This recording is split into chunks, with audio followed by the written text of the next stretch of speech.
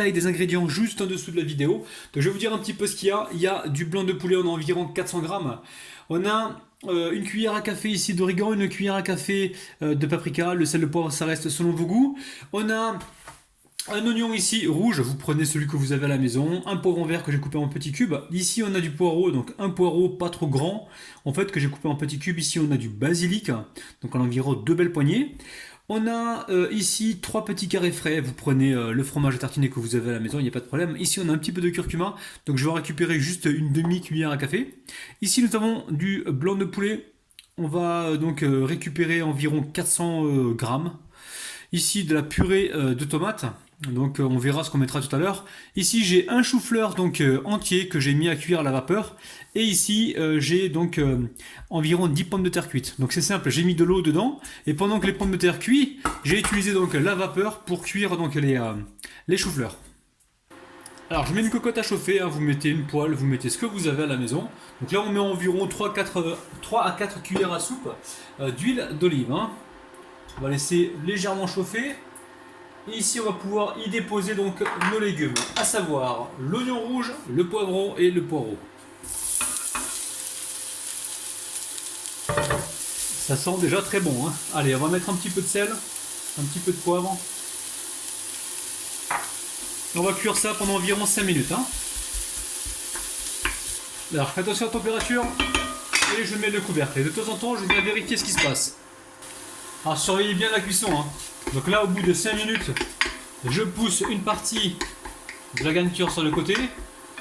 Ici je reviens mettre une petite cuillère à soupe, même pas, d'huile.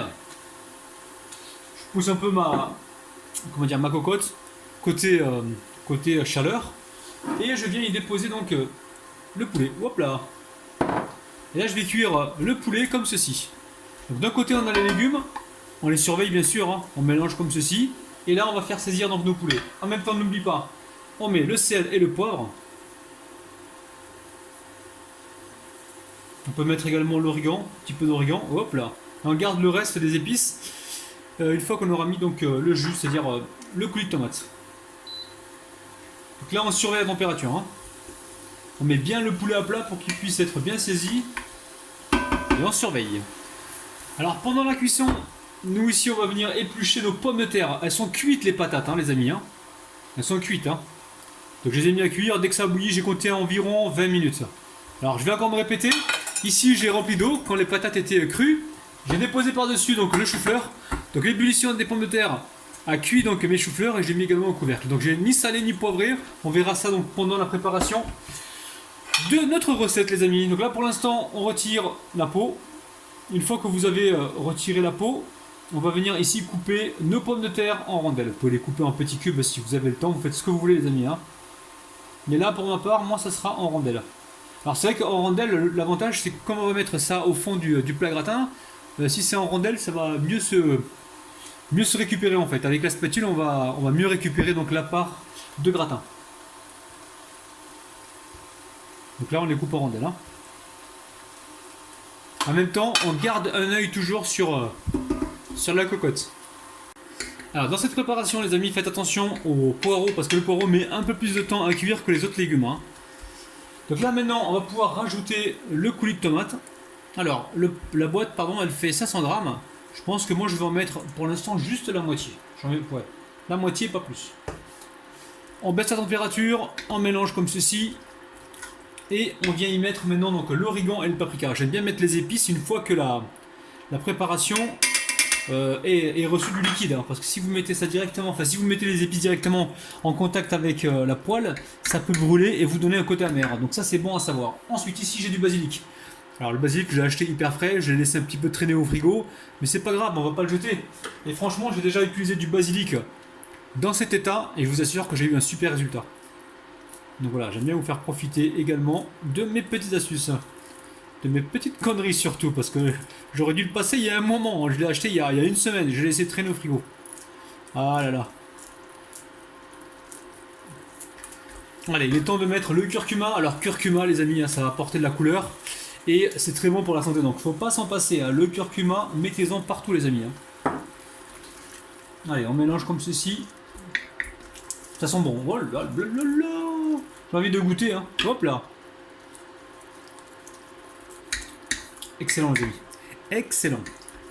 Allez, là on fait bouillir environ 2 minutes et ensuite on pourra donc passer au montage. Hein.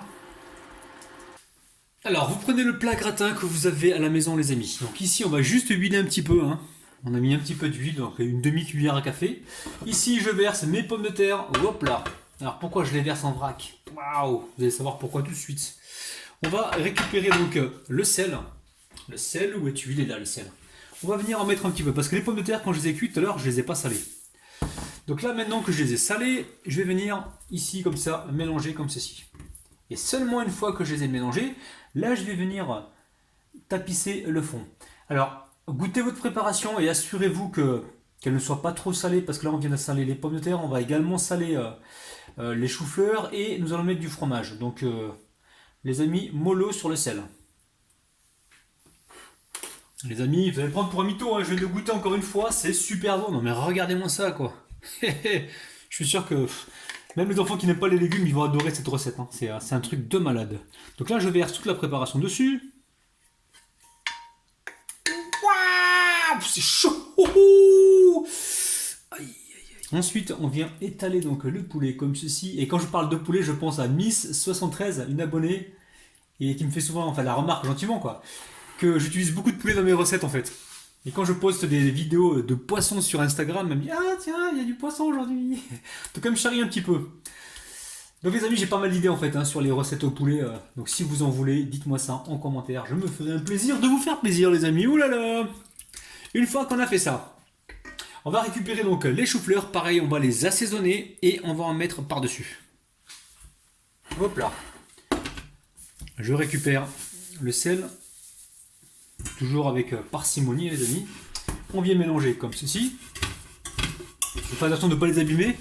Je demande de garder des beaux morceaux hein, pour qu'ils soient présentables. Et ici on récupère donc notre moule à tarte. Et on vient disposer donc nos choux-fleurs comme ceci. Franchement cette recette vous allez la kiffer les amis. Hein. C'est simple à faire, c'est délicieux et c'est bourré de vitamines. Rabinou, t'es un Renzinou là, hein. Tu mets d'abord le fromage à tartiner et après tu mets les choux-fleurs. Ok Rabinou, ok. Voilà les amis, mettez d'abord le fromage, je pense que c'est mieux. Et ensuite on recouvre avec les sommités de choux-fleurs. Oh là là, mais qu'est-ce qu'il parle bien le petit Rabinou là. Ah ça va être gourmand ça les amis. Hein.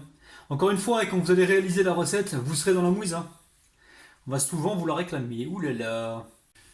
Alors, nouvelle astuce pour faire gratiner donc notre plat. On récupère 2 œufs, hop là. On mélange.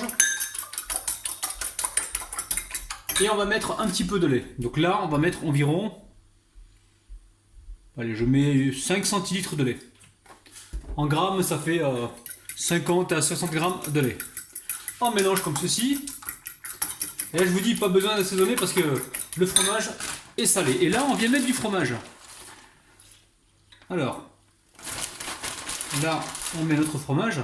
Il n'y a pas vraiment de quantité. Hein. Là, je suis en train de mettre environ 3 poignées. Et je vais voir hein, s'il y a besoin de rajouter plus, je vais en rajouter plus. Alors les amis, pour l'instant, on part sur 2 œufs avec 6 centilitres de lait et du fromage râpé. Hein. Le fromage râpé, on a mis 3 poignées environ. On va mélanger tout ça. Alors, on écrase bien le fromage pour que... Parce qu'il est collé là, pour qu'il se décolle. Alors, là on récupère notre préparation pour gratiner, on la mélange bien, et on va venir la verser, on commence par le centre, sur les choux-fleurs les amis. Donc là on n'utilise pas de béchamel, mais on utilise donc une autre technique pardon, pour justement faire gratiner cette préparation et avoir un bon résultat. Commencez bien au centre, si vous allez sur les côtés les amis, ça va couler donc partout et ça sera pas joli. Donc on en met voilà, sur le centre, un petit peu comme ça, sur les côtés, on fait attention. Là, on va avoir une belle coloration, ça va être très très gourmand. Allez, maintenant je vais enfourner ça dans un four préchauffé à 180 degrés. Le but du jeu, c'est d'avoir une belle coloration. On est parti pour environ 20-25 minutes, faudra surveiller, c'est parti. Les amis, regardez-moi cette pure merveille, ça sent super bon. C'est parti pour les dédicaces. Aujourd'hui les amis, je vais dédicacer uniquement Instagram. Et je ferai des dédicaces uniquement Facebook, Instagram et uniquement YouTube. Donc souvent je fais YouTube, aujourd'hui c'est uniquement Instagram. Et je dédicace donc Aluma, Esteban, Yousren, Claire Patis, Vanessa Vaux, pardon, Alex Crazy, oula, petit accent anglais non négligeable, Asia et Kari née Lila. Les amis, c'est un truc de malade. Oh là là là là, je vais grossir avec vous les amis. Hein. Bon, chou-fleur bien gratiné, j'ai tenu ma promesse. Je vais me brûler pour vous les amis là. Waouh. Non, non, non, je le jette pas ça, non, non, non. Pas de gaspillage chez Rabinou. Hein. Bon, là c'est un peu chaud les amis, hein, je me lance. Mais quand ça sera plus tiède, ça sera nettement plus facile à choper. Allez, c'est parti. Les amis, si je vous dis que c'est un de mes meilleurs plats que j'ai jamais mangé, vous allez me dire t'es un mytho. T'es un vrai mytho Rabinou. Et franchement les amis, c'est super bon. Et franchement, si vous aimez donc le chou-fleur, faites cette recette, vous allez vraiment l'adopter. Et surtout, vous serez dans la mouise parce que à chaque fois que vous allez faire cette recette, on va souvent vous la réclamer.